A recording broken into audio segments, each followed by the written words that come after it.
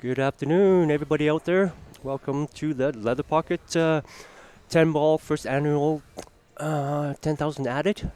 We have Jason Klatt and Alex Ollinger. This is the B side semi-final. Right now, me, Sean Yee, and I also have Sean McKay right beside me. Hi, everybody.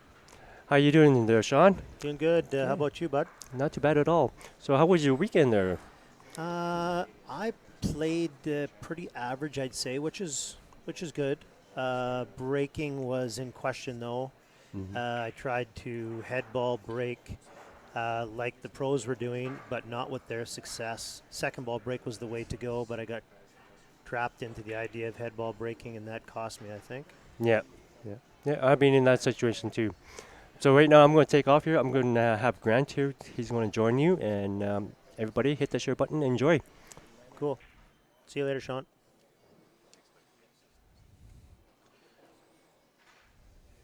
Looks like Alex is at the table here. Alex Ollinger and Jason Klatt. We are in for a barn burner. Alex has got the little ones here. Looks like he's got to do something with that 3-8, but I believe he can make the 3.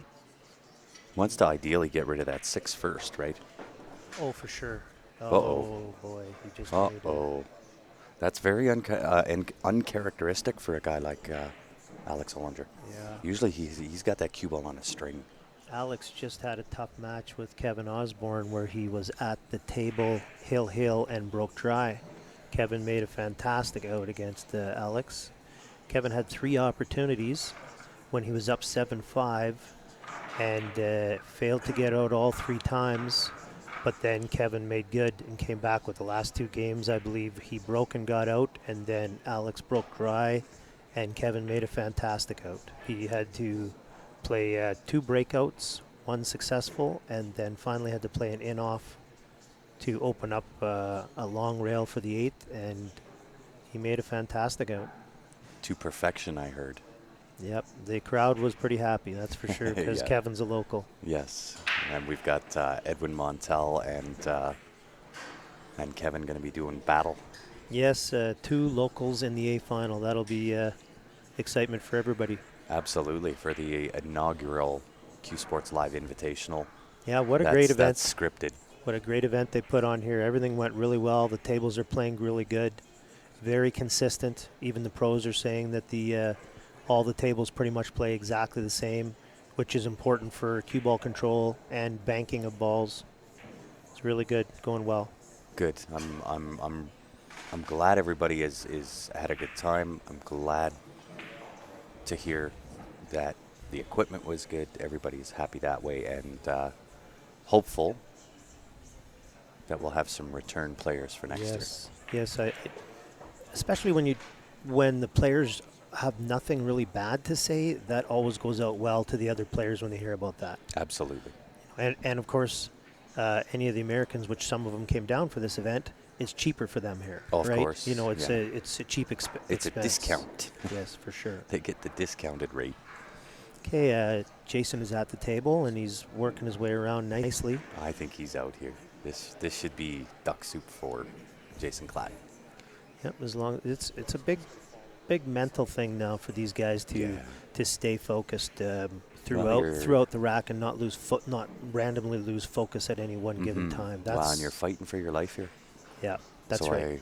I kind of like the pattern of taking the 10 ball to the top right corner, 13 ball to the left side, a hit and stick there, 12 ball to the top left-hand corner, and you've got options depending on the angle you get on the 12 to either take the 9 into the side or 9 into the corner with a touch draw for the 8 past the 3 into the top right. Yeah, I think he just has room for that 8, so he'll definitely have options for that 9 in the right-hand side or in the back right-hand corner for possibly his last ball. If he doesn't shoot it next, outside chance he might shoot the 9 ball next. I like a similar pattern to what Grant said, but the thing is, as the ball moves another 3 inches this way, 6 inches that way, guys change their mind. Their Their options change for them. but it certainly looks like this is the way he's going to go. And I like it only because really you can't get bad on the 9. Yeah, that's right. You've got, with 2 options, you can either make it in either pocket or you can use that 7 ball to hold the cue ball nicely if it is naturally going to move. He'll just suck back a little bit here for the 9. Very nice. So again, he's got options. Alex is going to stand up and have a look. I might have to go and ref this shot. Yeah, more likely than not, if it's not close, Alex will just sit back down and let him shoot it. I'll be right back. Well, looks like it's going to be tight.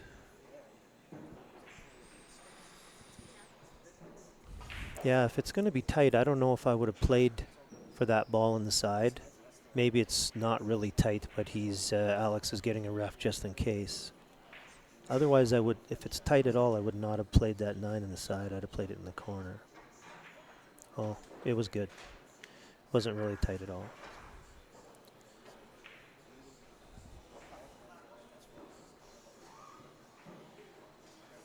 Yep. And as expected, once Jason made that his ball off another ball that was on the side horn, the out became quite easy for him. Yeah. A lot of times it is just one key shot that opens the table up for you if it's not already open. So we'll give a quick shout out here, guys, to one of the sponsors of the event. It is Canadian Q Sports, one of the leagues across Canada, in Canada. And they are certainly one of the sponsors here. We appreciate their contribution to helping make this event as successful as what it was. You can check them out, cdnqsport.com. Nice. Well, now we're going to get a chance to see Jason, and on his break, that is, and see if he's going to go head ball. A lot of the pros have been playing head ball break and trying to stop the cue ball from advancing or springing back on him too much. But a couple of them have switched to the second ball break, like Tyler. Tyler struggled against Edwin with his head ball break, and he started swinging harder and harder and scratched at least once, I was told. So I saw Tyler practicing second ball break immediately after he broke about 6 or 8 second ball breaks, trying to find another option for himself. Let's see if we can take a side view at Jason's break here. Looks like Jason is going to go with the head ball break that John Mora was playing, which is your hand all the way on the back rail there. And that does work on a 7-foot table because you're still reasonably close to the pack. Doesn't work so much on a 9-foot. And let's see if it pops. Oh yeah, for sure. Pops and squats. Does the one make it? Nope. And that is dry. Yeah. This is what some of the pros are finding, is that it's not as high percentage, that head ball break for them, and they're trying, like everybody, they're trying to mix it up and find a winning break. Absolutely. And guys, if you are just tuning in, help us out. Smash that share button. These guys deserve it. Let's see if we can get some viewers in here. Let's tear it out. I see. So open table, Sean, what do you like? Well, obviously the 8-4, it looks like, is a bit of trouble there, but I think he's got room to get in there and make the 3 and whip the 8 on the way back out. So would you combo in off that 3? Combo in. Oh, I would shoot the 3 in the corner and let the cue ball come in and chip the, if you decide to take the little ones. Yeah. Right away what a guy's looking at is where's trouble. Yeah. And how much trouble, and then see if he has breakout balls to fix that. A lot of times accomplished players will try to see where the 8 ball is first and which ball they're going to shoot to get on the 8. And so they kind of reverse the rack, the first thought process, and then they go back and see how they're going to plan their out. And they try to do it all in about 45 seconds. And I like the low ball, because high ball is actually sitting better, but the 8 ball is big trouble. That's right. The legitimate best balls to get at that troublesome 8 ball is the little ones. And I think he might almost be on the 3 ball here right now. I think he may take this 6, use the 8 as a stop, and maybe even play the chip off the 3 for the 8-4 combo. Take the 6 and use the 13 as a stop, you mean? Is that the 13? No, the 9 ball here. Oh, yeah. Take the 6. Take the 6, use the 9 as the stop. I That's thought you right. said use the 8 as a stop. Did I? Yeah, Oops. that's okay. You were thinking about 8 ball. I was. And Yeah. then just chip off and play that combo. Oh, yes, you could play a carom. Yeah, off the 3 and then cue ball off the 3 and then into the 8 ball and make the 4. I mean, it's fairly easy. Certainly it's is. pretty natural. As long, but we'll see how as he long as the goes cue at it. ball doesn't get away on him too much and get in behind the 13. Yeah, He'd because really it like it to really does stop. open up that side pocket and gets rid of the cluster if he needs to put the 7 either into the side or the corner I pocket. agree. That's definitely, that's what 8 ball is 8 ball is not just about options, but it's about an imagination. You have Absolutely. to see different shots to if you can't see the shot, you can never play it. Oh, he He's might have done gone that. far. Yeah, he might be He's- okay, but actually I don't He even, might be using your way Yes. of you just using the 3 ball to yeah. punch and the 8 and out of the way. And you know why that is because he didn't come down to this side of the table That's right. and see what we can see from our side of the Absolutely. camera. That's a big reason behind that. I've always been a big fan of when you're thinking, you should be walking. Yeah, Don't absolutely. stand in one spot because you're only going to get a visual of the table from only one side of the table. Yeah, you And if got to you maneuver take yourself. take a lap around the table, there's no shot clock here. So if you take a lap around the table, you'll get to see it from every perspective. Oh, he's playing the in off the Oh, 4. there's a good shot. That's a great shot. And he probably saw that because he was at that end of the table more than us. Yeah, exactly. And that's exactly the scenario. Well, and perspective is everything, right?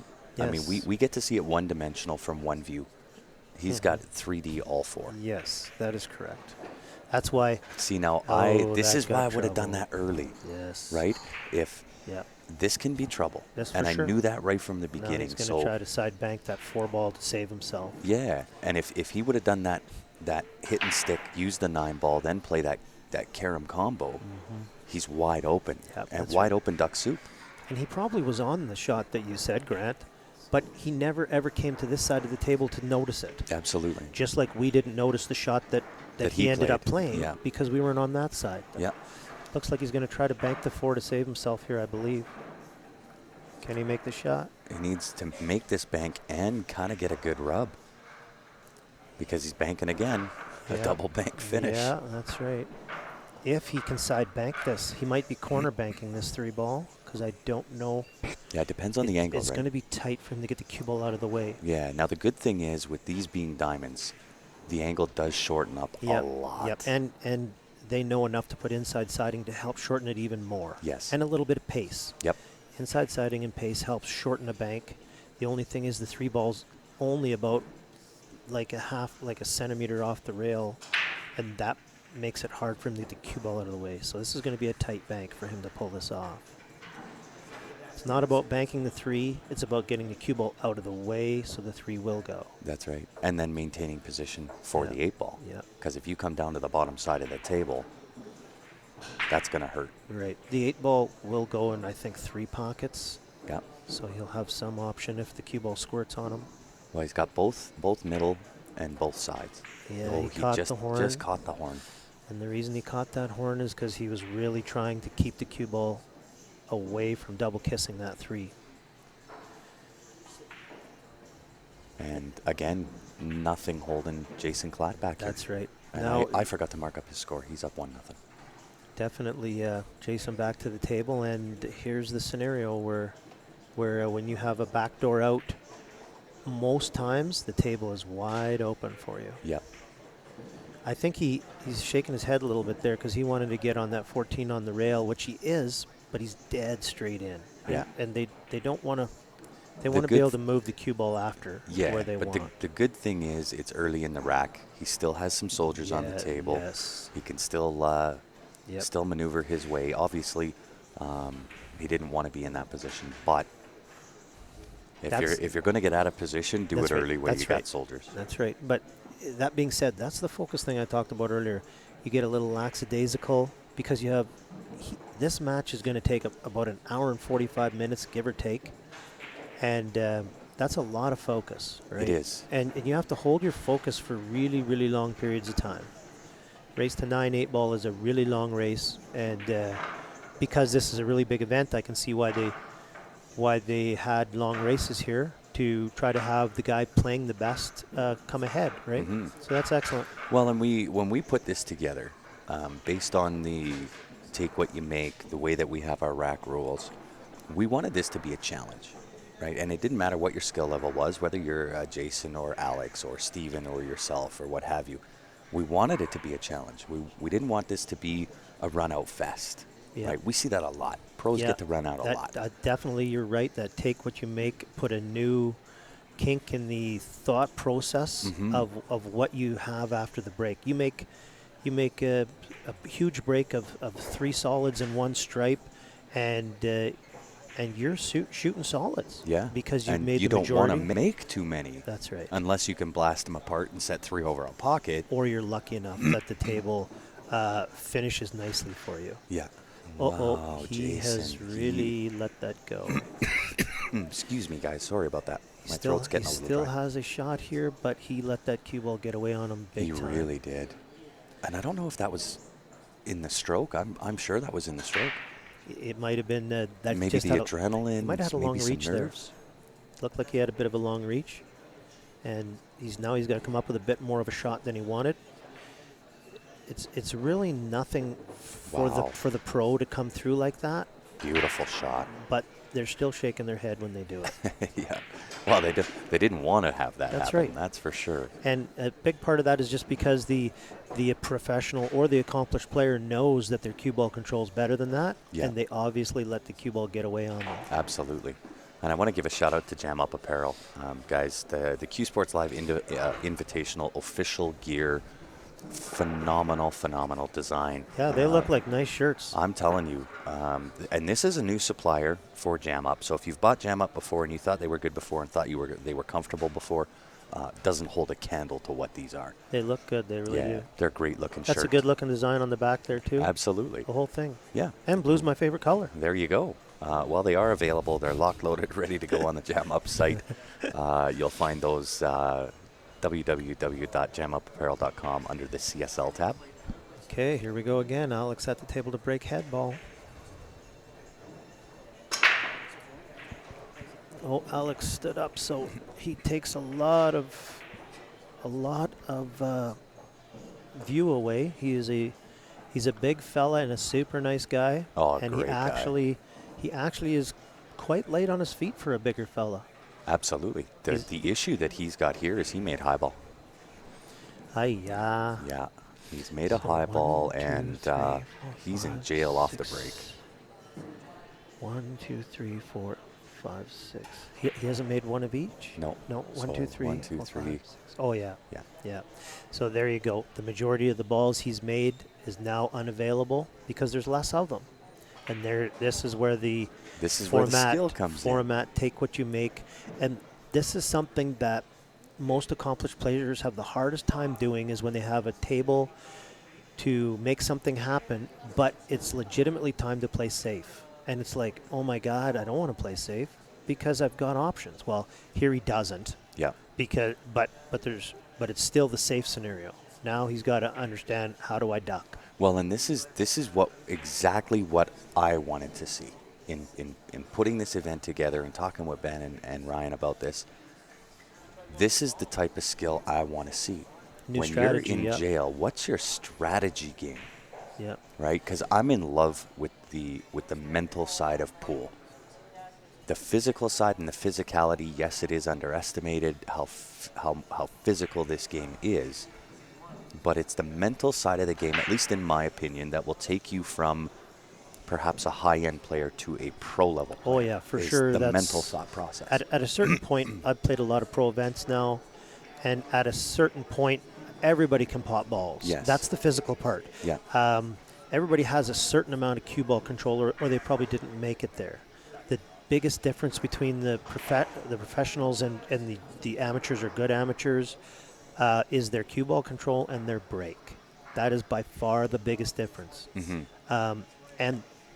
And taking the time to practice those things. Yeah, Most guys effective practice. Most guys practice potting balls, and they don't practice playing position, and often don't practice the break nearly as much as they should. I agree. And you have to have an all-around game. And I really like the way that Alex is approaching this. What a shot. Wow. That's a good hit. He did not miss that by much. So I like the way that he approached that and tried to kick off the end rail. Most players would have tried to kick that off the side rail. But where that 6 is sitting, if you accomplish that, the cue ball naturally is going to want to hide behind that 6 ball. Yeah. You're not good. If you make a hit, you want to have success with it. You don't want to have exactly what you were trying to do happen, and you get hooked out of the deal. So when you try to kick a ball, never kick a ball where you can scratch off of it. Never kick a ball if you have an option where you can hook yourself after you make it. Always go the rail that if you have success, it's going to be complete success, which is position again after the shot. Absolutely. Some wisdom dropped by Mr. McKay. So this looks like Jason is once again another backdoor out.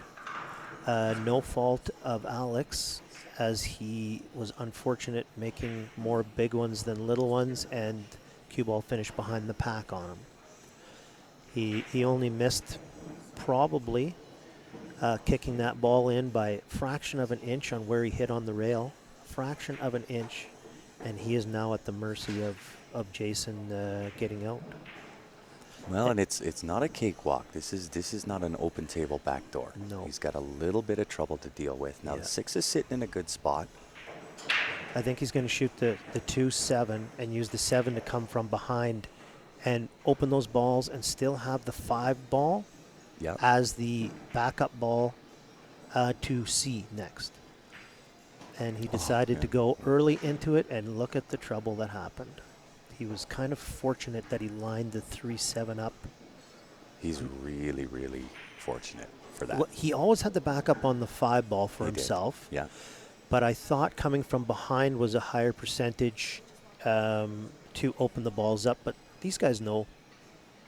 Once again, he was the one over the ball. He knew exactly what angle he had, and he knew he was going straight into the pack. So that's not bad. It just didn't work out for him so great. I think the 4 ball does the go, though, later on if he shoots the 6 and then gets on the 4. But the key to that is getting good on the 6. If you get too much angle on on that 6 ball. He'll have to go back and forth and keep the cue ball high towards the side pocket. Yeah. So he's going to shoot the 5 here now, and more likely than not, try to get on the 3-7 combo. Do you take this 3 rails around and shoot the gap? You know what?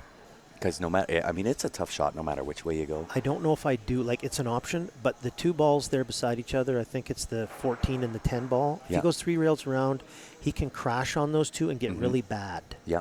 Now, if he puts bottoms on this, he can shoot really soft. I think that's the best option, is just shoot this ball softly. Yeah, pocket weight. And leave the cue ball halfway between the 5 and the 9. Yep. And then he's on the 3-7, and that's the highest percentage.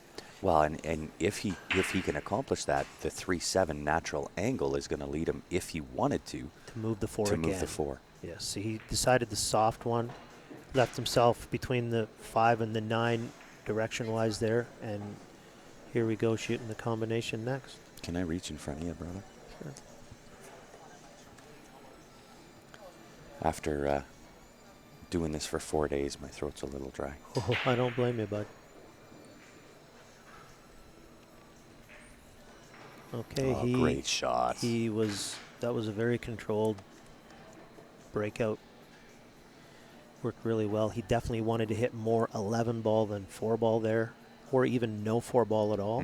That would have been ideal. And it still worked out. If you'd hit a little more 4 ball, it could have got squirrely with the 8, but no issues there. Good control.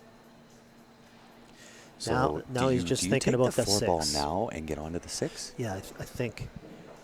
I think he's got a little bit of angle. He can shoot. He's kind of perfect right now to shoot the 3 and get on the 6. The thing is, he can't get straight on the 6 if he decided that. He can get. The only time he can really be straight on the 6 is if the 3 ball is next or the 8 ball, not the 4. Yeah. So all he's thinking about now is which ball do I use to get on the 6? And it looks like he's decided he's just going to go leave himself similar angle and go 4-3-6. Now he doesn't mind if he gets straight on it or leaves himself angle. He'll shoot the 8 in either pocket as long as he gets on the 6 ball. Oh, he hit it perfect. Yeah, very good. Jason has some really, really good cue ball control. Yeah. He controls that well, and that's definitely one of the keys to victory. That's the sign. That's the sign. The differential of the professionals to the amateurs is the cue ball control. One of them for sure.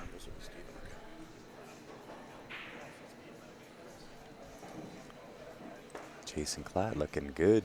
Yeah, another 8 in the Bringing pocket. a 3-0 lead. This is not looking good for Alex, as I believe Jason is also breaking next. And if he has success with that break, Alex could be in a big hole here. Absolutely. We'll give out another shout out to one of our sponsors here, guys. This is of the tournament, Nowak Flooring.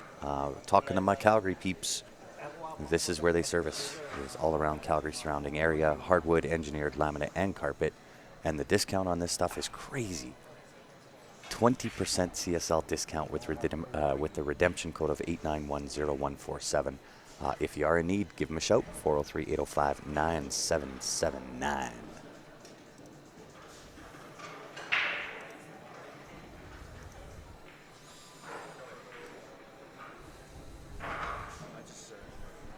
Okay, a 3-0 lead here. Jason over Alex. I'm looking across, and it looks like 4-1 between Tyler and Stan, but I don't know who's leading right now. But it is a 4-1 score, and Stan's racking. I'll give you an update on that as soon as I notice there's somebody changing the score or something. I noticed Tyler's been very nonchalant in the event. He goes on his phone between games pretty regular, like young guys do. Yeah. I think Tyler's only like 24 years old. He is 24 he's a years old. classic young guy. Yeah. Well, and we were talking about that, Stephen Fullen and I in the last stream, that I kind of think if I had to guess the score, it's 4-1 Stan. Okay. Because I think he uses that as a distraction so that he's not paying attention. Right. Right. He wants to get that out of his mind. That's right. What's going on. Yeah. So that he can come to the table without being frustrated and just do the job. Okay, that makes sense. Now we'll see if my prediction is correct. Yeah, I know I played Tyler, and he every time I was at the table, he was on his phone, kind of not really watching me get out. Yeah. So we got Jason here, who once again tried a head ball break. He stopped the cue ball nicely in the middle of the table-ish and absolutely failed to come close to making a ball. Nothing went in.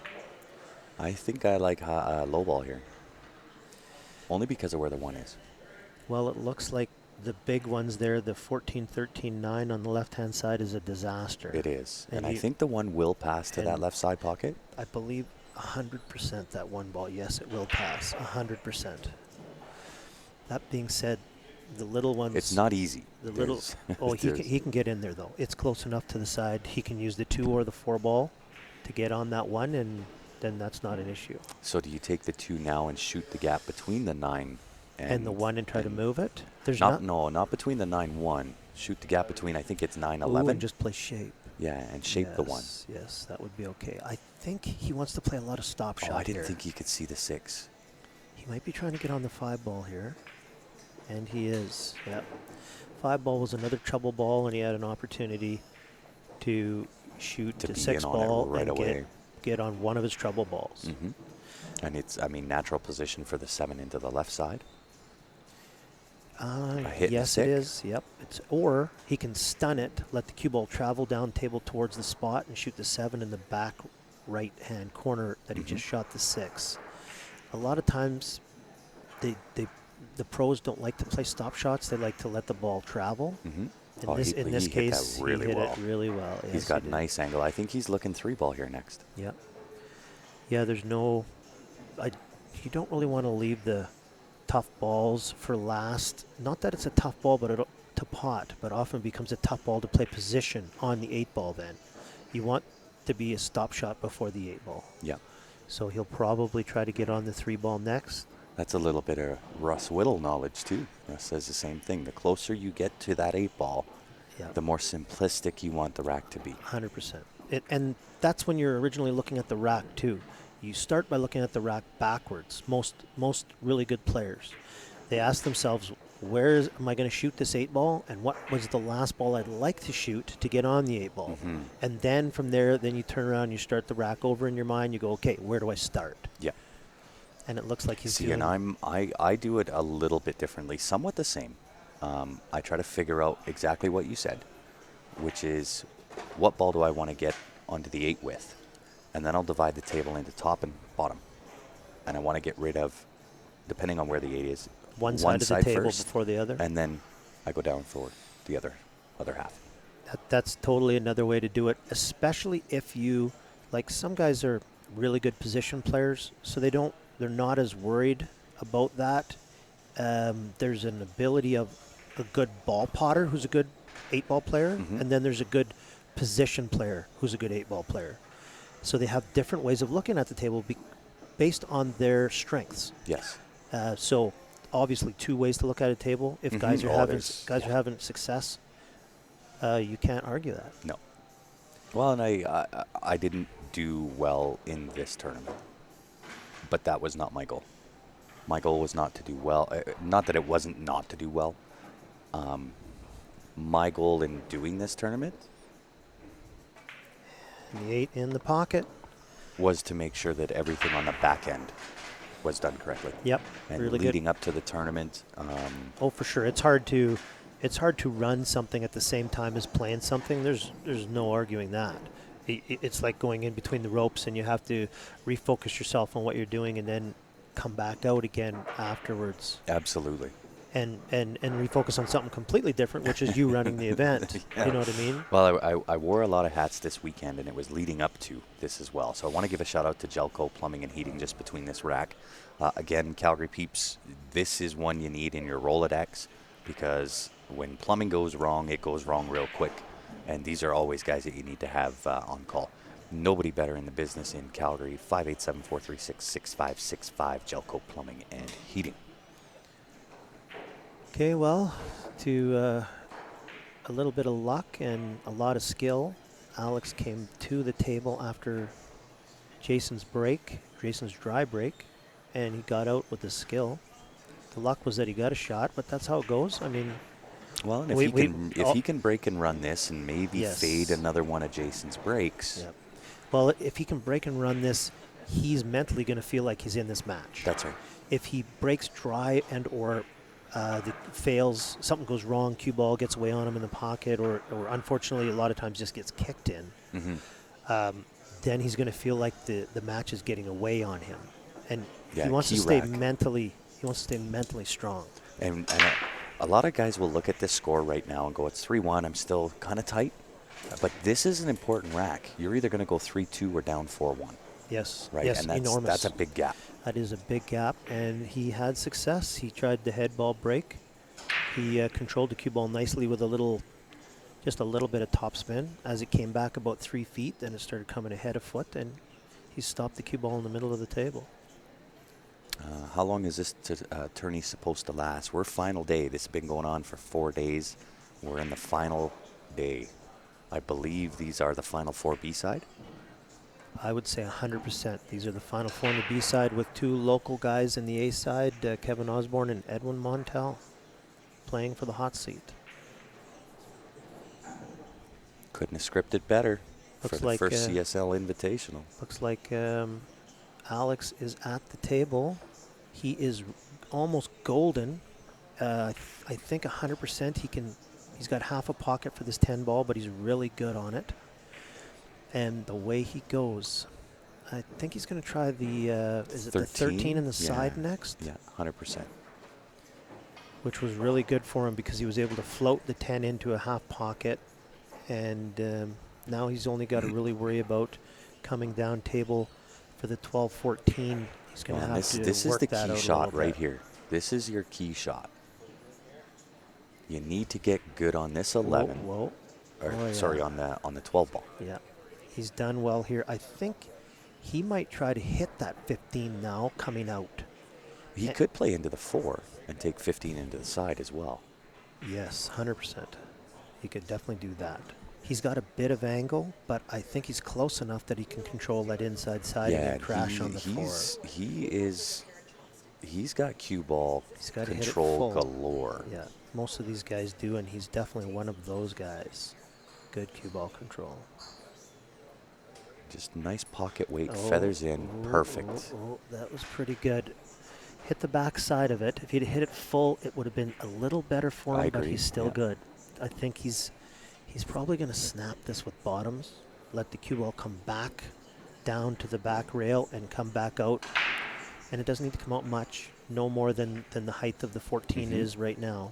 Could also just play it in with more stun, maybe a little left-hand check. Yeah, but he doesn't want the cue ball fading back to the rail. He wants it coming back out from the back rail. Yes. See what he did here? Oh, my goodness. He went 2 rails back. Yeah, he knows his angle, and he could see what he could do there. He definitely wanted that cue ball coming up the table for the – he didn't want it to fade away to more trouble in case it kept fading. And his cue ball control, like I said, is off the charts. Yeah. He is a ball box champion. There's no doubt about that. Yeah, No, Roger he's just- says, thanks for the live stream and commentary. No troubles. This is what we do. Well, there's a good shot. Nice. He's faded in there nicely. I love it. I love that. Nice control. He just took what the table gave him. He didn't try to create something needlessly. Yep. He only just pushed the took ball what out the of his table way gave to make a little room, and he was good. Beautiful. Another good out. Very well done. That's exactly what he needed to stay in there. Indeed. And one of the Q Sports Live sponsors, not just for this tournament, but for the year. The Mike Burton Home Team, Remax Realty Professionals, again, based in Calgary, Alberta. If you're in the market to buy, sell, looking for a mortgage, these guys are the best in the business, bar none. You can check them out on Facebook, on their website. They are also pool players themselves. Yes, they I are. know that And their team won. Their team got second, I think, 2 years ago in the Westerns to a team out of Saskatchewan. you bet, to the Sask boys. And they beat the third place powerhouse team from Calgary that year, who were hands down the favorites. But Absolutely. bar box, and I mean legitimate bar box, Valley bar box opens to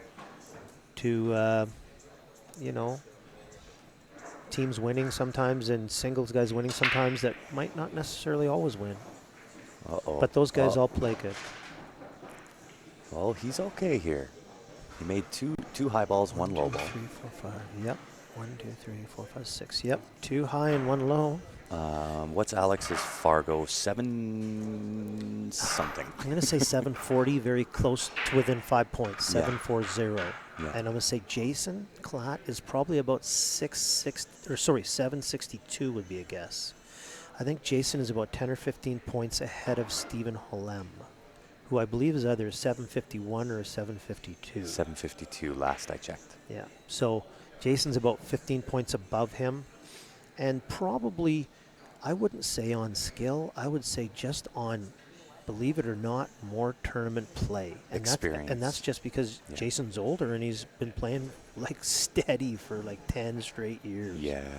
Whereas Stephen has been playing steady for about 5 years. Well, and there's a little bit of an age difference between the two. That's right. That's right. I believe Jason is 33 and Stephen is 24, so the math works There out you really go. well there. Great opening shot by Jason. Believe it or not, the shot he just had there, I watched him practicing it on another table, table 6, and he hit it like 10 times where he put the cue ball a fraction of an inch off the back rail and shot one down the table. Surprisingly enough, here in this match early, he's got that exact shot, and he had success.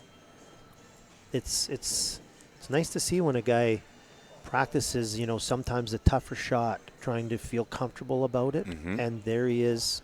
He looked comfortable over a tough shot and made it.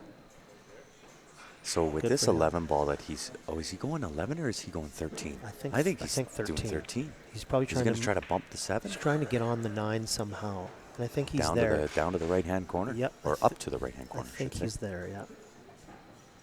That was a great shot. Yeah, once again, the accomplished players are definitely looking to get after the tougher balls first. And if they have any opportunity, they'll get started. And you'll notice how they map out their tables. If for example, the 9 goes into the top right or right-hand middle, and that's where he's playing position for. He's not trying to break it out. Yeah, that's right. Right? Well, Where a lot of players may play position to break that out. Well, the cardinal rule to remember is if a ball goes, don't try to break it out. Yeah, play position. That we've all heard that 100 times. Why would you break out a ball that already goes? Very, very smooth on that stroke. Hang on there, hang on. Get off that's that pretty rail. good. Yeah, float this in. Yeah, I think this will be no Oh, problem. he might after. punch this. No problem for him. Yeah, it almost doesn't matter where the cue ball finishes, so he can punch this, even if the cue ball gets away. Yeah. But he was pretty straight. And Alex stands up and says, "You are good, sir." 4-2, Jason 4-2. Clapp. And you may recognize this fella right here. Mr. Smooth himself, John Mora, representing not only Q Sports Live, but Jam Up Apparel as well. We'll give him a shout out. He was here this weekend. He'll be here in the pool hall a little bit later on today. And I believe he's going to jump on the live stream, do a little commentating. Oh, yeah.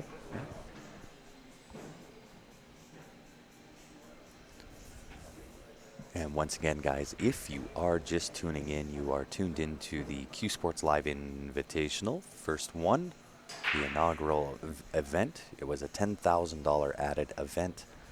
We had 85 players show up. If you are a 700 plus Fargo rating, your entry fee was $285. If you were under the 700 Fargo, your entry was $225. Gave us a total prize pool of $27,900. First place, $6,500. That's a good prize.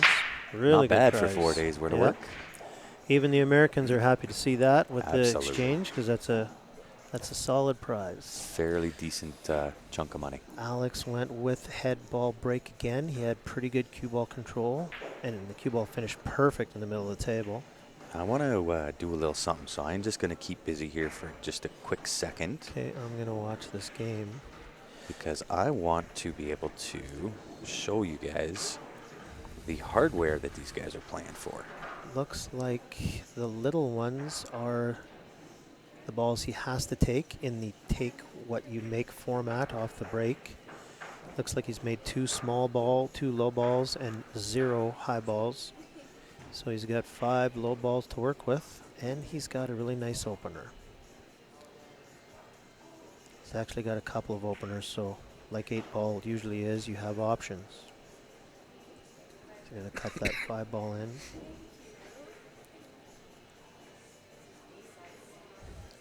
Yeah, it was a bit of a touchy shot, but it was the right one because the 5 was a little trapped in behind on the back rail, and he was on it already, so he wanted to get rid of that 5, and he definitely did. It looks like the 3 ball is going to be a little tight. He can either bank this, he can make that 3 in the side if he gets really good on it. Also, he might be able to make that 3 in the top left corner, as he has a little room to play that off the rail off the 15 ball. And I think he's looked at a couple of those options for the 3 ball. And he's almost perfect on it in the side. So he will have 2 choices. Guaranteed he's shooting it now, though. He's either going in the side, which I think I would because he's really good on it, or he can go in the corner. A lot of pros like to go in the corner because they just like stroking balls. They don't like rolling anything. Yeah, they like to punch them in and be sure. He was able to slightly punch that 3 ball on the side, so he was golden. Now he's got that. He's good on the 1. He's got a choice. He can either float it back and forth and shoot the 7 in the corner through the 15 or around it because there's a hole there. Or he can kind of punch it and get the cue ball down towards the 8 ball and shoot that 7 in the side last. I think he's floating it. I think he's gonna. He just got down on the ball and he wanted to see how it felt like to try to float that in a stroke. He's rethinking it a little bit here. And he's going down again.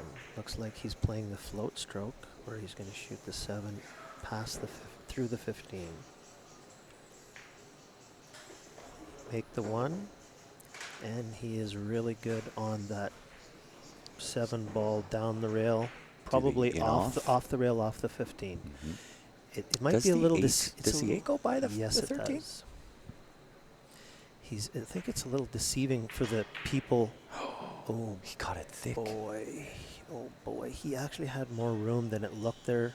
Yeah, he got that 6 ball thick. Yep. He needed 7 balls. He needed to actually go off the 15 ball quite thin, and he could have actually just made it off the 15, not even using the rail at all. So he definitely hit that way too heavy. So we've got a question here from Smear421 on YouTube. Why not leave the balls on the table? They're right there where you're racking. That is one of the rules that we installed here in this event. At the end of each game, the balls go down the return. You take them out of the ball return straight into the rack. You cannot manipulate those balls. You get 2 moves. You get to put the 8 in the middle and a solid or a stripe on the opposing end.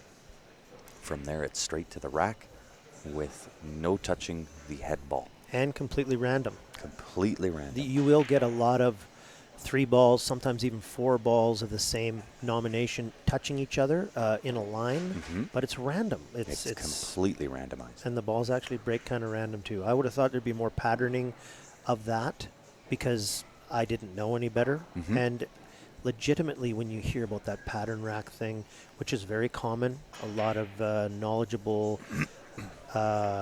breakers use pattern racks. It's a specific pattern.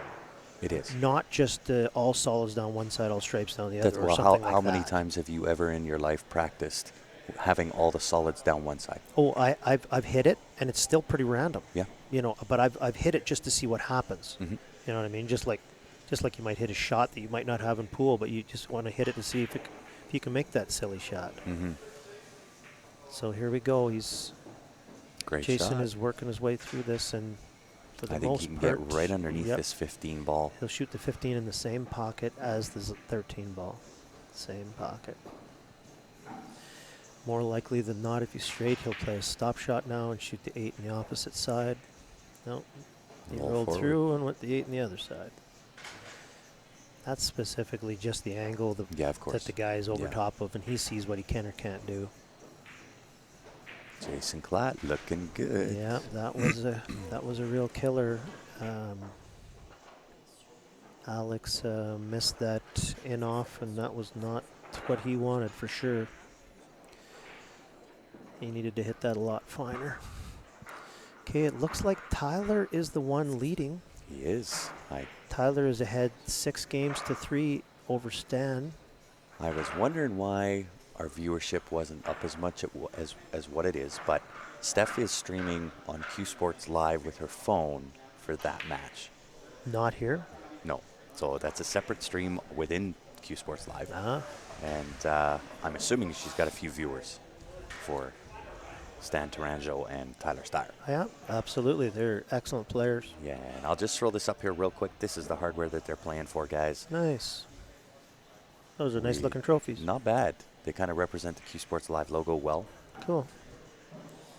Okay, here we go. Jason has now switched to the second ball break like I talked about before. A lot of these pros that normally use a head ball break, they're having not as much success as they'd like. And he has switched to the second ball break. He made Although they're only allowed to play on the left side of the table for this rack. Unfortunately, they have very little choice because all the balls broke out nicely, and then they all floated over to the left side of the table. And he did make a low ball, so he has to take low ball. Right. And I think what he was looking at there when he was lining up that 6 ball is to shave that 6 ball down to the bottom left-hand corner. And it really does get rid of some of that trouble. He'll rearrange the furniture a little bit. He's got a nightmare here because he does. The 2 ball's tight. The 4 ball is no duck. He's going to have to play that probably off the rail, off the 15. and he's got to get to that before he tries to get at the 2. You can see the 1 and the 6 are very troublesome next to the 8 ball on the left side. The 3 ball is the only shot that he has that's golden. He has work to do here. Yeah, this is not an easy table. This is a classic of what happens when you second ball break and you have success making a ball, is sometimes the balls are wide open and sometimes they all bounce right back into a cluster. It's very common with second ball, probably 30% of a break that you make a ball, the ball's open and then they close again. His second ball, and that's why the pros don't like that second ball break, specifically because of that outcome. Oh, look at that. He has ducked. He has. He's taken away this this bottom left-hand pocket for the 12 ball. Yep, and he opened the 6 ball up for himself now. Yeah, he might be able to use that to get at the 1 later. Yeah, exactly correct. So it does leave Alex somewhat hampered, so there is an impeding ball rule here.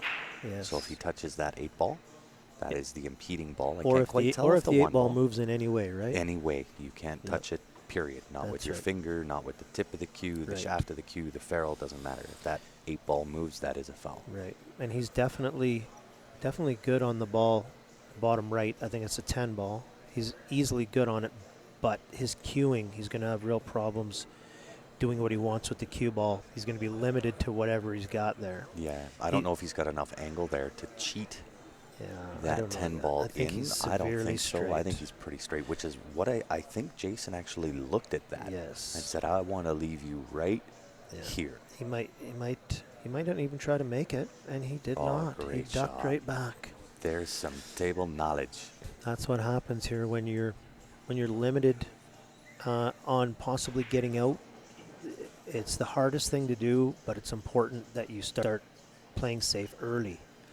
You can't play safe on a guy if you try to get out and you fail near the very end and your opponent's got 6 balls on the table. How do you possibly play safe then? Yeah. But you can play safe early. Would you play this shot? If I chip into my 1 ball, push the 8 to the rail, the 9 ball moves up, perhaps off either the 11 Oh, you or mean the hit 4. you mean hit the 1 direct? Yeah, and then kind of tie this area up. I think he wants more. Look at, he was trying to make He was that trying 10. to make double. He was trying to He make was the trying 10, to make the yeah. 15 and the 10. Yeah. Yep. He had a strategy there that he was going for.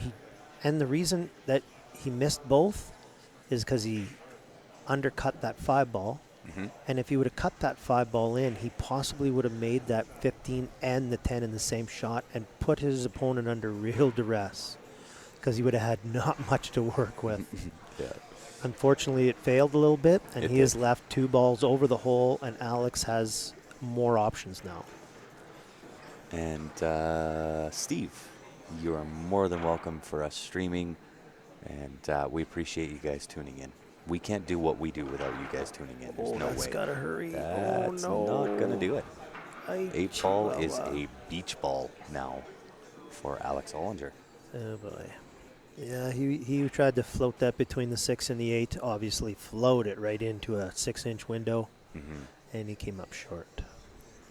Can we see Stan after the match isn't streaming properly on Facebook? I'm assuming that's off Steph's cell phone. Looks So like it may Tyler not over there is be- up 7-3 right now over Stan. Yeah, and it may not be the best quality. She is doing it off of her phone. So, Like I talked about before, too, Tyler had a huge success with head ball break earlier in the tournament. He's lost that success, and he is now the MVP of the Mosconi Cup is second ball breaking 8 ball. He is no longer head ball breaking. And Mhm. that's all they do is head ball break in 9 and 10 ball. yeah. Of Well, course, I'm- that's all they do, right? I'm wondering how much of that comes into play with the take what you make scenario. Maybe, but I think number one is the success off the break. Mm-hmm. If you're not making balls off the break and you Change find it. yourself swinging harder and harder, that's when they lose control of the cue ball. And I saw when he played Edwin, he was losing control.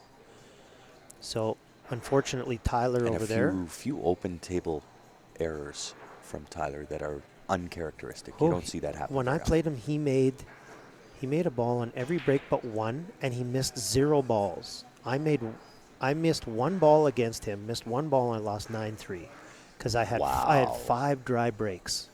And I was doing the head ball break failure, and I didn't switch to second ball early enough. Yeah, too little, too late. He was following almost every single break, and I was just sitting there watching him. I lost 9-3 by missing 1 shot. And what are you going to do? And now nothing. You get to he's sit given back up. and watch. He's given up the head ball break, and he's breaking second ball. Okay, Jason tried to duck behind the 6, and he did not have success. He No, that's actually, going to leave Alex the combo. the 3 ball came back and wicked the cue ball on him. Yeah. He lost control of the cue ball. Now Alex, Oh, here's a nifty little shot with the 9 being where it is. Do you take this combo with a touch of draw and try to get to the 9 to the right side? yes, he probably will.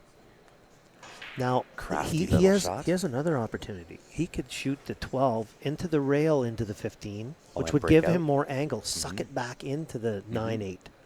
So he's got 2 legitimate choices there.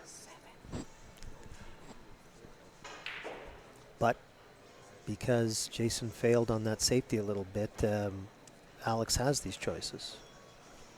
Although if that, I think it was the 6 ball that came back and kicked the 3. Oh, no, No, or was no, it the was 3 ball. The 3 ball wicked the. Yeah, had with he the accomplished cue that, I like the plan. He just got a sure. really unlucky. He did. He actually did the exact, a little bit of both what Grant and I said. Yeah, kind of in between. He shot the 12 into the rail and then to make the 15, but it gave him angle to just suck it, no breakout. Just suck the cue ball back on the 8 slightly and get a little more controlled on the 9 in the side. That was good. Now the trouble here is the 8 ball. It does go bottom right if you can play some position there. That 8 ball does not go in the side pocket. He's going to be hard up, although he might be able to use a ball to get it on frozen on the left rail and shoot the 8 ball, like Grant said, in that bottom right. Other than that, he's going to have to come winging in there at some point to move that. Yeah, and he's still not out of the woodwork yet. There's still work to do here. This is still not an easy run. Yeah, Not by any stretch. In him making this 9 in the side, he's got to control this cue ball floating down the rail between the rail and the 13 to not hit that 13, or he might scratch in that back corner pocket. Are you going to draw with the 9 ball into the middle right, obviously? Yeah. Are you going to draw into that left-hand side rail and try to get in to that 13 to 14? I don't know. Can you get around enough of that 4 ball to get there? Well, I think he's got a lot of angle. He's got more angle here than he wants, and it's going to be hard for him to control that. It'd be nice if he could, but he's going to be taking a real chance. Well, he was just doing the thinking man pose, so yeah, obviously he had his finger on his chin, wondering what do I do? He might try to spin that in there and crash on that. Oh, I think he's pulled it off. I think he's pulled it off. I like it. 14-12 combination with the breakout, or does he have the 13? He's got the 13. Okay, he's got it, and he's going to just let the cue ball crash into the 2 next, and try to come out, and it'll open the 14, and he's going to try to get on the 12 ball. Just let the cue ball spin through, and feed between the 12 ball and the 3 ball, and shoot the 12 in the same pocket as the 13. And he crashed on the 12, which is second best. That works. Nice little gentle rub. He definitely got the jelly roll. He definitely opened the 14 up for himself nicely, though. Now the 11 ball is going to go in that left-hand side pocket, but the 5 is perfectly in the way for any kind of normal shape. So he's either got to finish exactly where the 14 is to do that, or he's got to finish noticeably closer to the right side pocket to cut that. And once again, okay, so are you going to take the? This is how I see it, just based on this layout. I'm going to take the 12 ball into this right-hand corner. I'm going to draw off this top rail, off the left side rail, and come back in. I'm not going to get bad, but if I can bump that 5, I'm sitting golden. Yes, he can also shoot the 12 and go ahead with a little top right and try to leave the cue ball near just ahead above the 3 ball. It looks like he's going bottoms though, and he's going to try something similar to what you said. It gives him two choices. Just Oh, there's the dead. There. See, that's not to say that his was not actually the right way to do it. He just got really unlucky to get through there, and he's dead now. how do you get through there and not hit anything? He only wicked something, and that was the dead zone. There is a shot here, though. He can chip off the the right-hand side of the 11 ball and play the carom for the 14 into that left hand. He's dreaming there. That It's is a tough shot. That's actually a wish me luck, and he actually will he'll give a little prayer sign before he tries Of course, something like that. yeah. He's begging if he tries that shot. Because there's no safe. You got to find a shot here. There's Well, no safety, Yeah.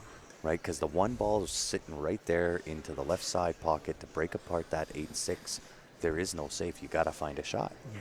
Yeah, he's, if you go back and look, it would have been nicer for him to leave the cue ball just above the 3, cut the 14 in, and move the 4 ball out of the way, which Alex is not letting you see right now. And if you move the 4 ball out of the way, he had more options with the 11. It's just getting the shape from the 11 to the 8. Because you Yeah. got to get to that left side That's rail right. just above that, or below Unfortunately, that side pocket. because the 8 ball is in a real tough spot, he's kind of at the mercy of somewhat fortunate shape to get on that 8 on his Yeah. last ball, because they're just not lying nicely for him. I wonder if that's what he's calling. He might be. It's the only real shot I think he has, and he might be trying it.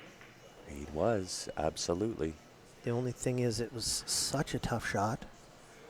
It was, but really it's the only shot on the table. Yeah. And you can't, there's no safety. No, his only other choice I think would have been to shoot the 11 right on the nose, bank it around that back rail, and try to freeze the cue ball on the back of the 4. That would have been the only best scenario. Yeah. And make Jason shoot the 1 ball at a really tough angle. Yeah. And have something work out. Now it's just he Now got this is to the backdoor point. city. Yeah, another backdoor special. This is what happens. So now, with Jason being on this 5 ball, having a really nice angle, he can float up for this 1 ball. Do you attack this right away? I think he does. Yeah, 100%. You want to get on the 1 ball and push the 8 out of the way as soon as possible, because he has the 4 and the 3 down table as backup Doesn't shape. want to get straight, though. He needs that angle. And Yeah. he hit it perfect. Yeah, he's good. The thing is, you never want to play shape on the ball you're breaking out. You want to break a ball out, shoot another ball, and come back to the one that you just broke out. Mm-hmm. And that's probably his plan as well.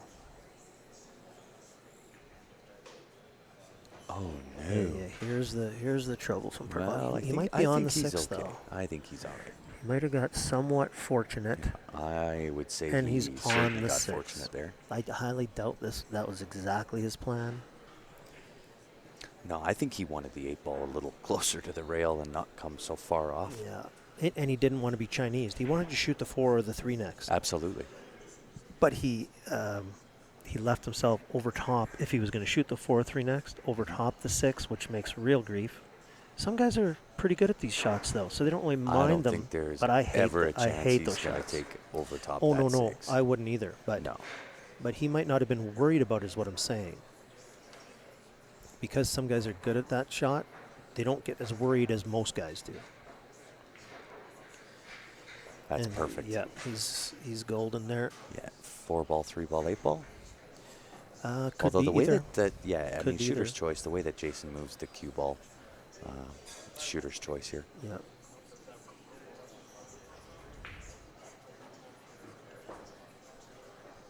Well, he's looking pretty good. Yeah, he'll go 2 rails behind the 14 ball back out.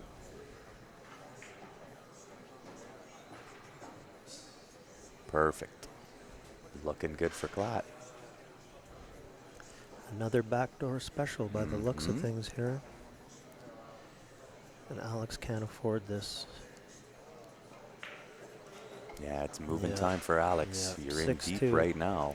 Alex can't afford any more mistakes, and it looks like Alex has They are- decided it's break time. It is break time. With that being said, we're going to give a shout out to Nick's Q Innovations, again, local to Calgary. And Nick, I want to give you a special shout out. You came down, you set up your lathe, you were here for the event.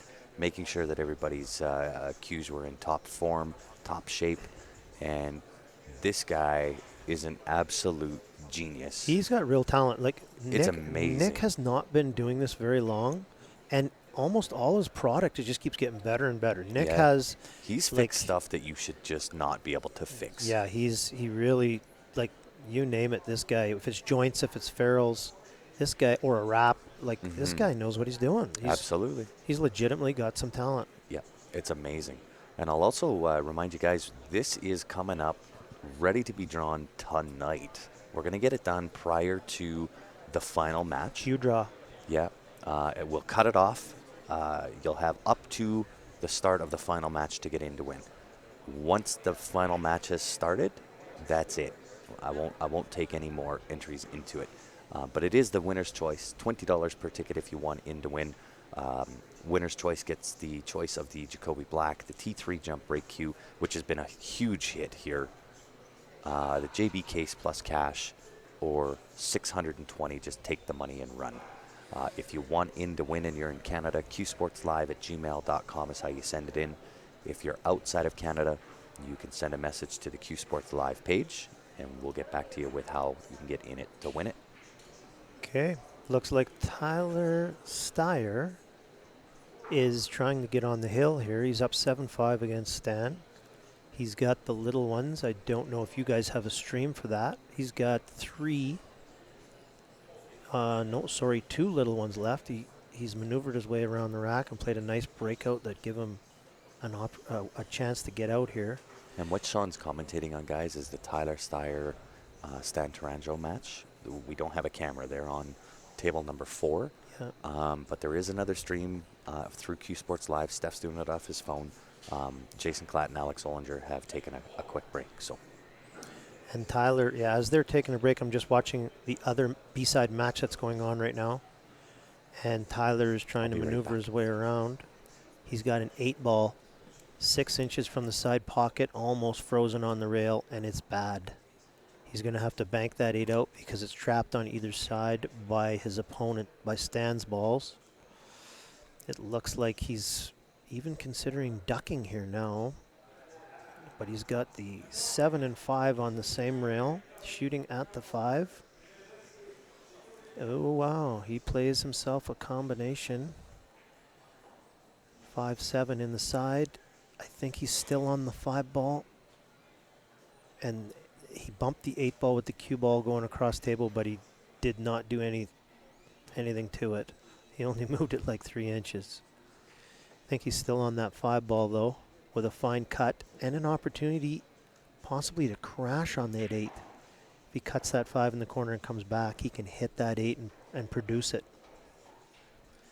Set it up for himself for a shot instead of having to bank the 8. But he's got to do something because he's already decided he's going for it.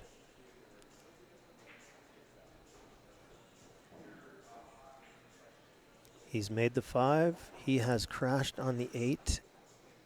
And I don't know, he's got a little bit of a disappointed look on his face. He's definitely bumped the 8 off of the rail. And I think he's going to back cut that 8 into the side pocket that it was close to off of Stan's 14 ball. That's what he's looking at right now.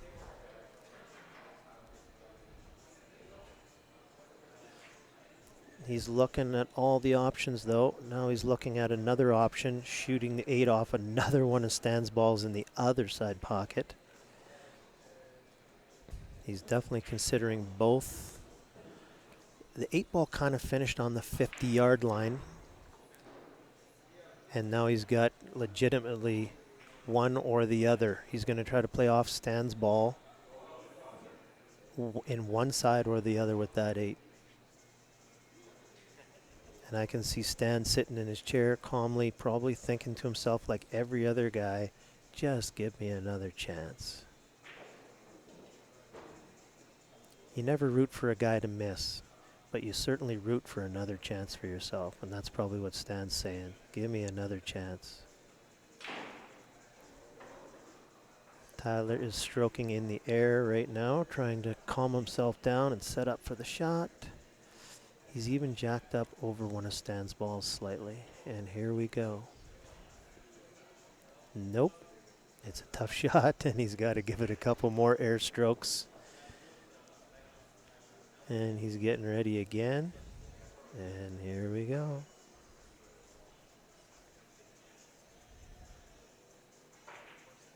Wow, he just cut that 8 in.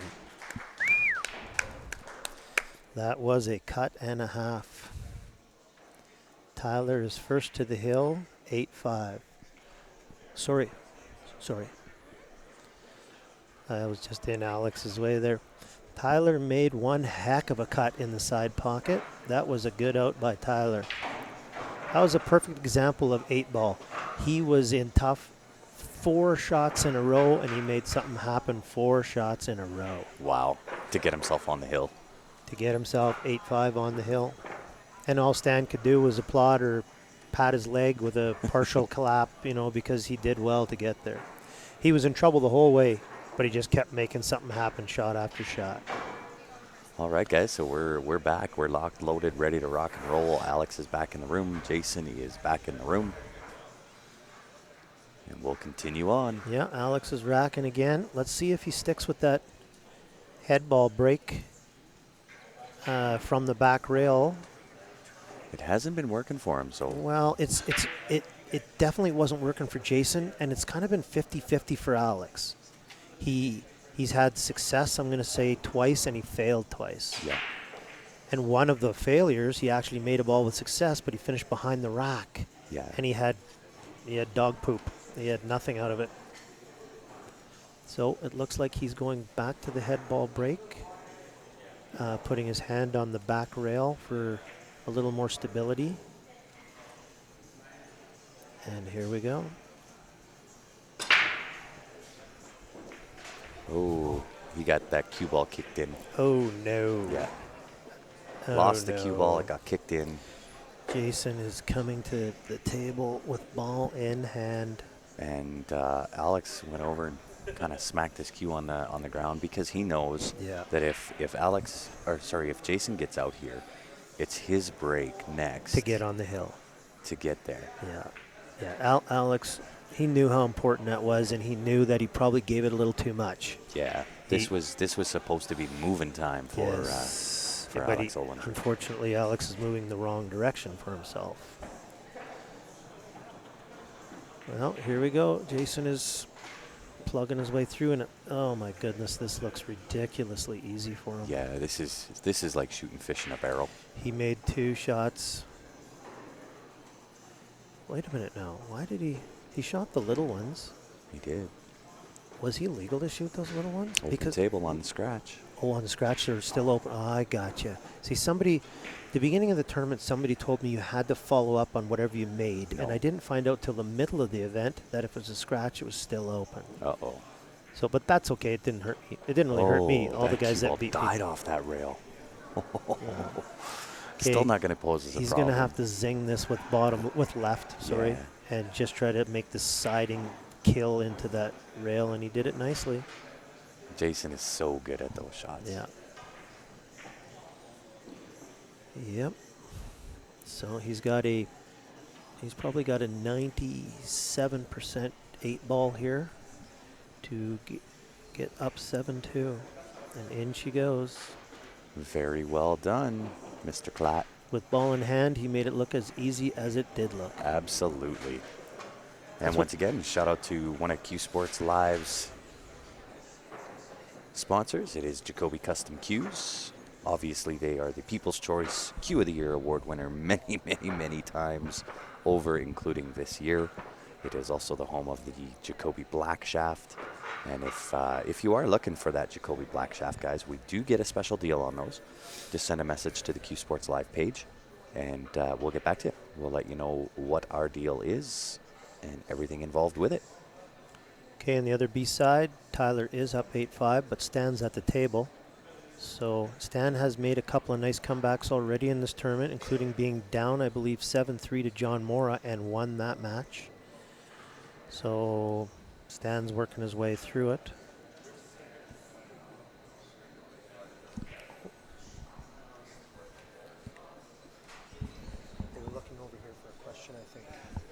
You might not go answer it. Okay, there's a little discrepancy in the rack here. Alex is not sure if Jason is doing things correctly, as you are not allowed to touch the head ball, but No, you are not. I believe it had something to do with that. Oh, got a question here. Sorry, I can't hear.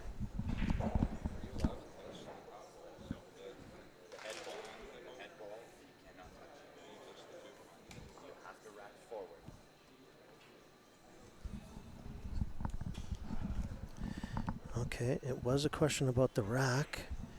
Not so much the very head ball, but the two balls behind that head ball. The rule is you're only allowed 2 touches to change the balls as you randomly drop them in the rack. One of which almost always is putting the 8 ball in the middle, because that's common sense. The other one is usually one of the corners putting in a solid or a stripe. Jason was touching the rack a little bit more than Alex was liking, so he had a question about it. And Jason has gone back to head ball break, and he scratched. He loses the cue ball. Well, it wasn't a bad loss. The cue ball went straight into the rail, but then it came off the back left rail and went across into the bottom right corner. Which I'm assuming got kicked there. Nope. Believe it or not, it went straight.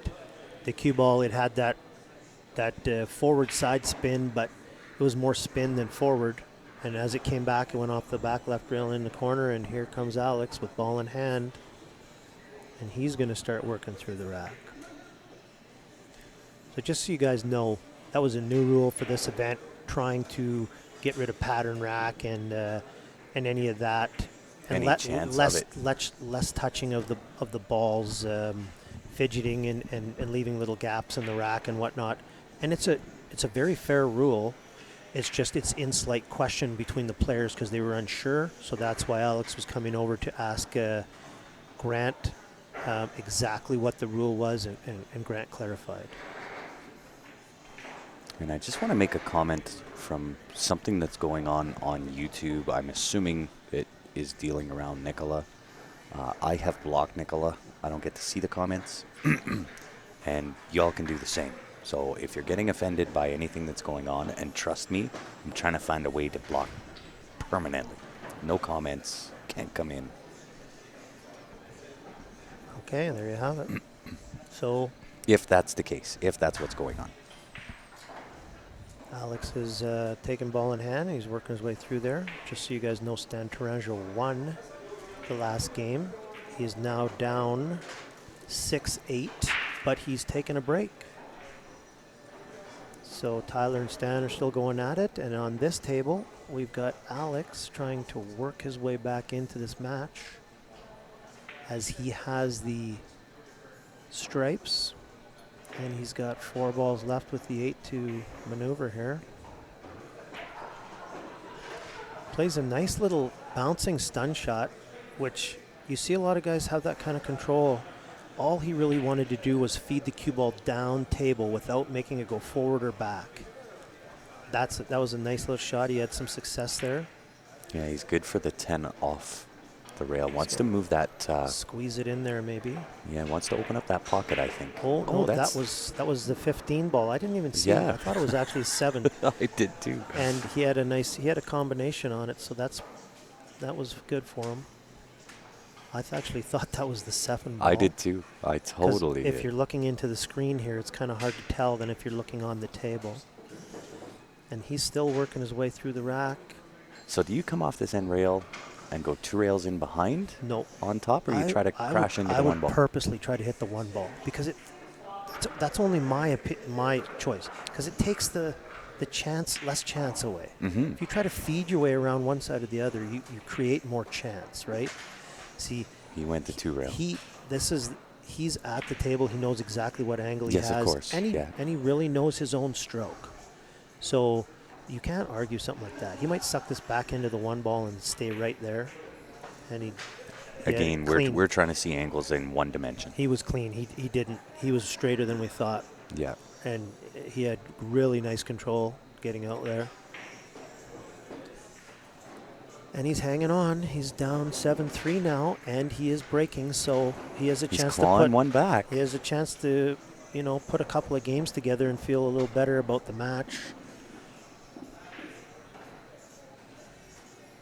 As you heard before, when he broke and scratched in the game prior, and he banged his cue down, he wasn't banging it down being rude. He was upset with himself. Absolutely. Just frustration. That he knew that he didn't. He probably hit the balls too hard on his last break. Mm-hmm. He knew that allows the cue ball to get away on him more, and he scratched because of it. And that's the scenario. Like you get in that mentality of, I shouldn't have done that scenario. No big deal. We all do that. I think I've even said a few words. Interesting things happening in the Tyler Steyer Stan Taranjo match. Yeah. Tyler is on the hill, had the break. It's 8-6, but Stan's at the table. Tyler broke dry, and Stan. It's in his fate to make this a hill match for Stan. If he gets out here and then breaks and runs. Did Stan just break that? No, Tyler did. Okay. Broke dry. Okay. So we could see hill Yep. in that match. Stan could have another comeback here. He's definitely at the table trying. But we're going to get back to this table. As Alex has gone with another successful head ball break, he's sticking with it. Success again. It looks like 1, 2, 3, 4, 5, 6, 7. He has to shoot the big ones. Mm-hmm. There's a question, where did the money added come from for this event? Q Sports Live. We were able to raise a little bit of the $10K that was added through sponsorships and so on and so forth. But the majority did come from Q Sports Live. Alex cutting a fine cut 9 ball. Bottom left corner, he makes it nicely, breaks out the 13, and he's looking okay. 13 didn't quite end ideally. It does go down now to the bottom right-hand corner. I don't think it moves past. I think he might be on the 13 right now. He's looking at possibly shooting it. He probably doesn't want to shoot the 13, but he might be able to shoot it. Ideally, he'd like that 13 about another inch to the left. Oh, no kidding. Then he's sitting gold from there. Yeah, I don't know. He obviously has that 14, 15. He can shoot the 14 in the bottom left corner. Mm-hmm. He's definitely thinking about the 13, though, because he may never get better on it than he is right now. So he's looking at that a lot. That's a really good point, Sean, that if you're on a ball, and That's whether be it's hard 100%, to get on. whether it's 100% ideal or not, yes. If you figure that's the best you're going to get, this is it. That's the right ball to take. That's very possible, yeah. You have to, at the very least, you must consider that. At the very least. We can make tactical or like technical errors with our stroke, but you don't want to make mental errors. Mm-hmm. Mental errors, but the mental errors come from your focus sometimes. So it looks like Alex has decided, nope, he's not shooting the 13. He's taking on the 14. I think the reason for that is because of where that 10-12 is positioned. Maybe. If he can come up to the top side of this table, he's made the he's shot. got the 10-12 combo. The 10 ball naturally is going to go and float to the right side of that table. He might. I hope he looks, because he's perfect on the 15 right now to suck it back into the 13. But I think he wants nothing to do with it. He had a plan, and he's sticking with his plan, whatever that was. Maybe he's going to shoot the 13 He up might go in the 2 top rails right. now. Yeah, he's going after it there. And gets there. He's there. 13 goes, bottom left-hand corner. He certainly does. So he had a plan. He stuck with it. Good for him. I think he can float this ahead and take the 15 on. He can also snap a little bottoms and try to make the cue ball go towards the rail where the 5 is and bounce back out towards the 4 a little bit. Mm-hmm. That's plan B. And you've also seen him do the bottom 2 and 3 rail scenario. Yeah, and he might put a little mustard on this one. That's plan C. And I like your idea, just floating forward. He's got options. I think he's snapping it. He's snapping I'll it. give you the update. Stan Taranjo and Tyler Steyer, now 8-7 in favor of Tyler. And Stan breaking to go tied hill. As we go back to Alex, who really wants to hit that bottoms 2 or 3 rail snapshot. He loves that shot. Does he get there? Does he have the? That's gotta Does hurry. he have it? He's got the Yes, 15 ball he's good. as a recovery. He's good. It worked out really well for him. And he might have known that. He might have tried to get above. He might have actually tried to get above that 10 ball on that shot. And if he didn't and did exactly what he did, he'd still have the 15 ball if he hit it on the side. Mm-hmm. So, Tough shape here, though. Do you just hit and stick? yeah, hit and stick is no problem. If he can, as long as the cue ball doesn't feed to that right rail, he'll use bottoms on the 10 to get the 8 in the bottom left. I can't quite see the angle. He's yeah, really hit and good. stick. He's perfect. He's good if he could just hit and stick, and he did. Now he's just going to try to actually get the cue ball exactly where he is now off of two he'd be rails. ideal. Absolutely ideal. 2 rails right back where he is now, and he's golden. This is a big shot for him. Big shot, big game. He really wants this. There's 1 rail, 2 rails, and he's good. Almost picture perfect. Yeah. Yeah. This is going to make him feel a lot better that he put 2 games together. A lot better. Very well done. Really nicely executed, Rack. And once again, we'll give a shout out to one of our sponsors here at Q Sports Live, JB Cases. Protection you deserve, desire you design. And I can tell you firsthand experience, I have a JB case. The quality of these things is unbelievable. Also comes with a lifetime warranty. The unique part of their lifetime warranty is if your cues are in your case and they get damaged, they warranty your cues as well. Nice. So very, very unique feature. They are obviously a sponsor of Q Sports Live. When you go to order your JB case, there are 2 codes. One is a referral code, just CSL. The other one is CSL logo, and that will allow you to put the CSL logo on your JB case if you would like, at no charge. Okay, a little update. Stan Roke made a ball, is at the table, and he is slowly working his way through it. So we might see another hill over there as we come back to this table, and our professional pool player breaking from the side, second ball, Mr. Jason Klatt. As a lot of the pros have decided to go second ball, he has immediate success as he fires one into the corner pocket. That is exactly how to second ball break. That's the way to do it. You bet. control it. You hit as much of that second ball as you possibly can. The bottoms and a little bit of English lets the cue ball go straight into the side rail and right back into the middle of the pack and open it again a second time. So Usually that cue ball strikes part of the pack and stops there, which is exactly what happened, and open the balls a little more too. absolutely. Now 2, 4, 6, 7, 2, 4, 6. He's made high ball. Yes, he has. Unless that's not. Oh, that is a 7 ball back there. So he's made 1, 2, 3, 4, 5, 6. He's got 1 high ball down, 7 little ones still on the table. And he So looks little. good. Does the 15? Oh, he's got room all day to go past the 1 ball. The 15 goes past the 1 It does, ball. yeah. I just looked down the barrel. He's got oodles of room. The only issue, the biggest, I shouldn't say the only, the biggest issue is getting on the 8 ball. And I don't know why we haven't received a single comment on Facebook. And I know that can't be right. I know that there's got to. There we go. No, that still is not correct. Okay, Jason has obviously taken the big ones. He made his first ball, and he is considering his pattern here. Jason is trying to get on the hill. On the other table, Stan is working his way through the rack, and he is trying to make it hill in that other B-side match against Tyler Steyer. Okay, guys. So if you were watching on Facebook and commenting, I wasn't getting those comments, but we are now. Jason looks really good here. He just floated that 15 ball into the half hole that he had, and he made it look easy. He is now on the 14 in the left-hand side of the table, and also on the 13 on the right-hand side of the table.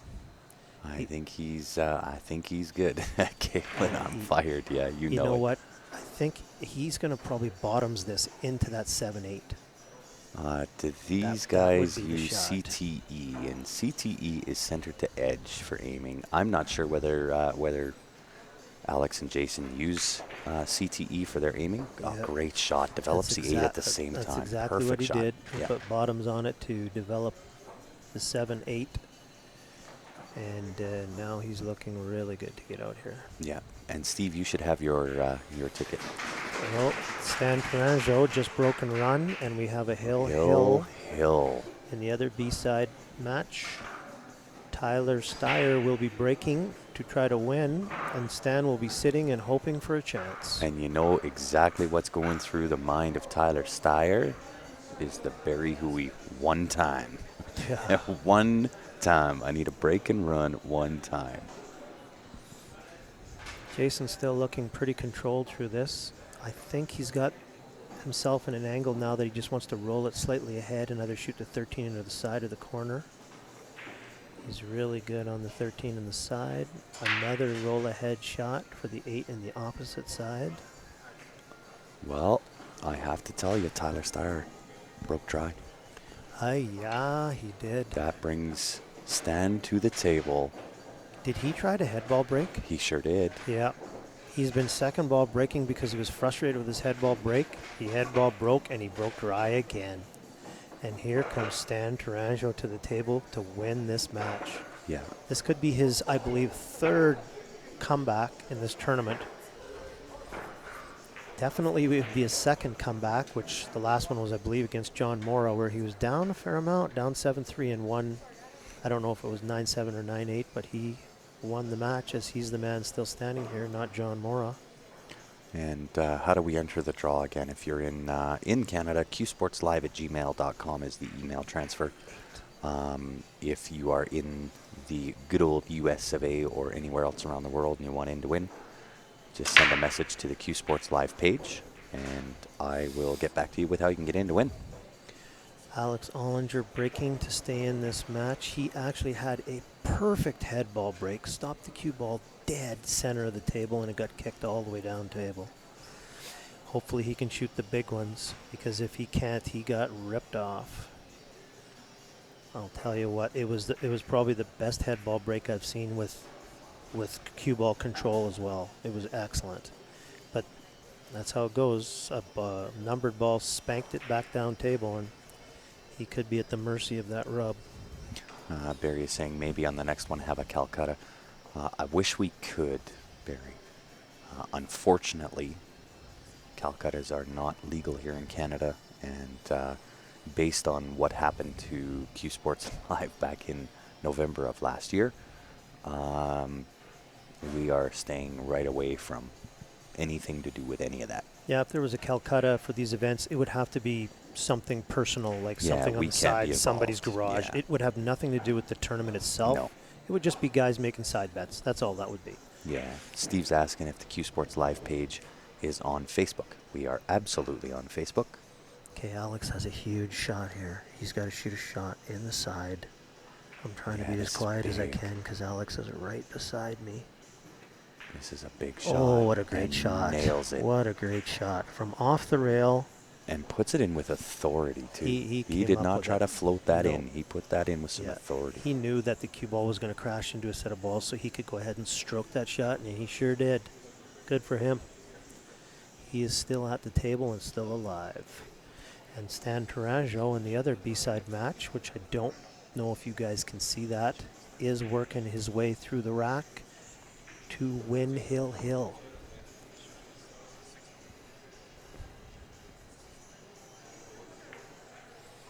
Alex makes a nice shot on the 6 ball. Believe it or not, Stan Taranjo makes a nice shot on the 6 ball. And I don't see, I think that's the 12-10 on Stan's table. I think Stan is sitting wide open. Ooh, that is the 12-10 because the 2's open. Mm-hmm. I think Stan's wide open here. Yeah, Stan looks good and so does Alex. Although Alex has got a big hill to climb here. Stan gets out and he's won another comeback match. Carl, is this the winner side? No. No. This is on the B side. Ooh, Oh, look out, side pocket. That's good, though. He stayed above it. He's all right. Okay, Alex is still working his way through to stay in this. Who's on the winner's side? We have an all Calgary winner's side. It is Edwin Montel and Kevin Osborne. Both those guys worked their way through beating all the pros that came against them. Absolutely. Although well done. Edwin at one time was an absolute legitimate pro. Well, he doesn't the play as much scary anymore. thing about Edwin Montel is he has not picked up a cue in a year. Yeah. That's the scary part. Yeah. Okay, Alex has got the 7 ball. Look out 11. Whoa. Look out 11. He's okay. Alex That held up decided nicely. to stroke that 7 ball. He didn't want to pussyfoot it, and he's got himself straight in on the 8.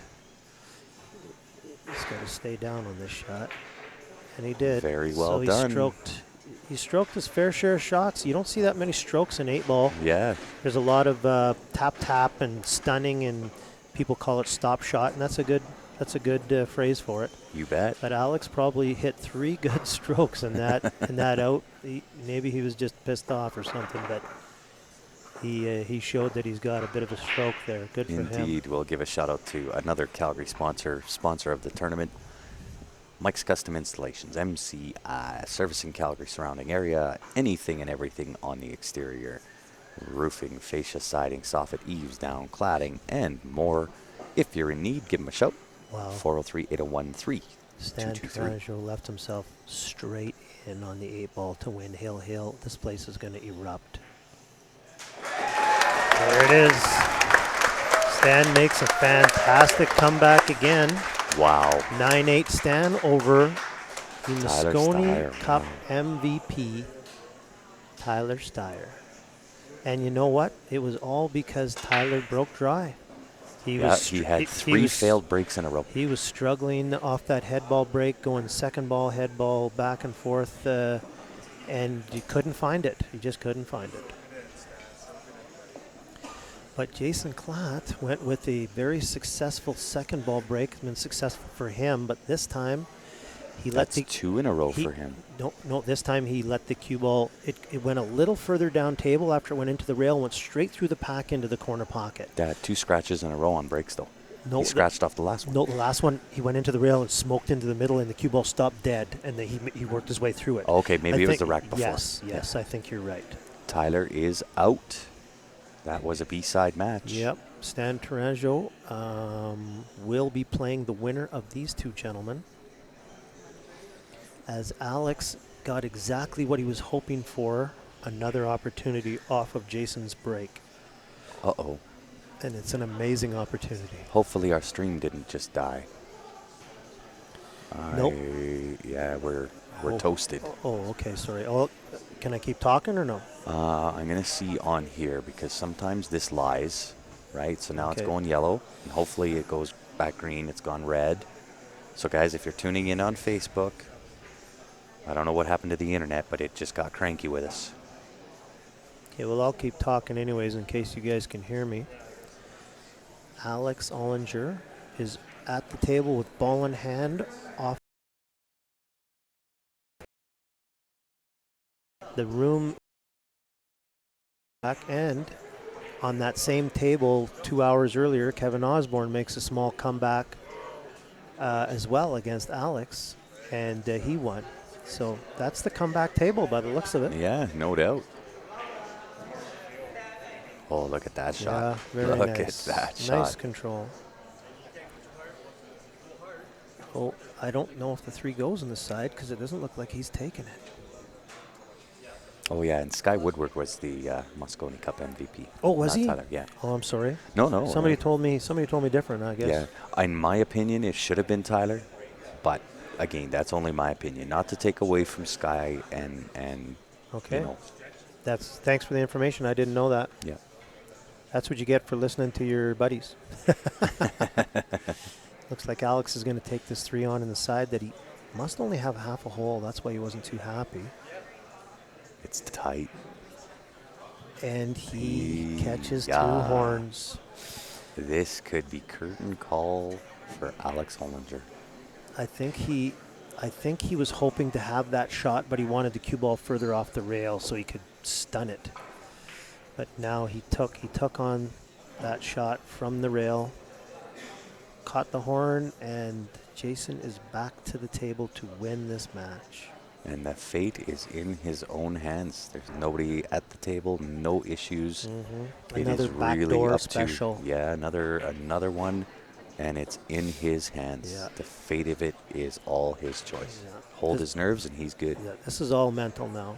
It's just about forgetting, just viewing the table, and don't worry about the opponent you're playing, or don't worry about where you are in the match or the games. Just stay strong mentally and find a way to make it happen. I think the four from the U.S. that did come up: Alex Ollinger, Jason Klatt, Tyler Steyer, John Moore. Jason Klatt is a Canadian.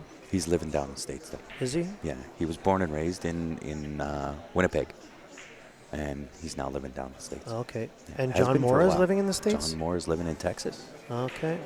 Well, there you go. Yeah, a couple of them are Canadians, but Canadian citizens living abroad. Yes. But those, and obviously Richard with T3, he came up from, he was in Vegas, but he is from Wisconsin. Okay. Jason is Looking working his way good. through this nicely. He's left himself a nice angle on the 12 to either stun it to get on the 9 or have the cue ball thrown into the rail and come out for the 9. It looks like I he's think I got just like the angle. punch shot here. I don't think I need to use the rail. It's a nice punch. Well, it's Oh, all he it's all goes in- forward. Okay, Yeah, it's all I in see. the angle that he has to work with. 2 inches is a big difference in your angle. And thanks, Kevin. Appreciate that. Looking good. Yeah, very good He cue ball is control. dead And perfect. Alex Alex gets out of stands his up. seat to shake his hand. Way to go, Jason Klatt, coming out victorious 9-5 over Alex Ollinger. And guys, we are going to do a quick shutdown restart. I'm going to throw up this this poster one more time. We are getting down to the nitty-gritty of being able to get in for it. It is the viewer advantage number 10. It will be drawn tonight just before the final match. $20 per ticket. You get the choice of either the Jacoby Black, the T3 jump break cue, the JB case plus cash, or $620 cash. Take the money and run. qsportslive@gmail.com. If you're outside of Canada, send a message to the Q Sports Live page. I'll get back to you with how you can get in to win. So we're going to do a quick shutdown restart, get the next set of matches locked, loaded, ready to go. And Sean, I appreciate you sitting in with me. Maybe no problem, maybe buddy. you'll come back, do some more for us. I still have some time. I might have a little beer here, but I might do that. It looks Sounds like the good. B-side now is going to be, it's set between Jason Klatt and Stan Comeback Tourangeau. And Stand the man. A side is two Calgary boys, Mr. Kevin Osborne and Mr. Edwin Montel. Absolutely. So, guys, we appreciate you tuning in. On behalf of myself, Sean McKay, and the rest of the Q Sports Live staff, we appreciate you tuning in. We're going to shut down, restart, get locked, loaded, ready to rock and roll. We appreciate you coming back. Thanks, guys. If you haven't done so already, go onto the Facebook page, hit the like button, or YouTube, hit the subscribe button so when we come back, you're notified you can jump in with us again. Appreciate you guys. We'll be back here in a few.